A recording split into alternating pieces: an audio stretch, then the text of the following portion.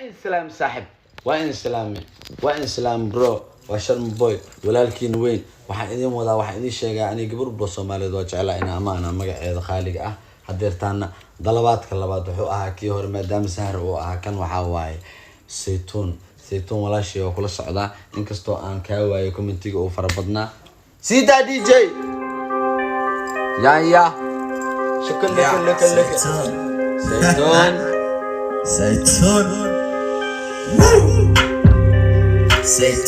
معيارنا كوكون أديك كوكا بهمون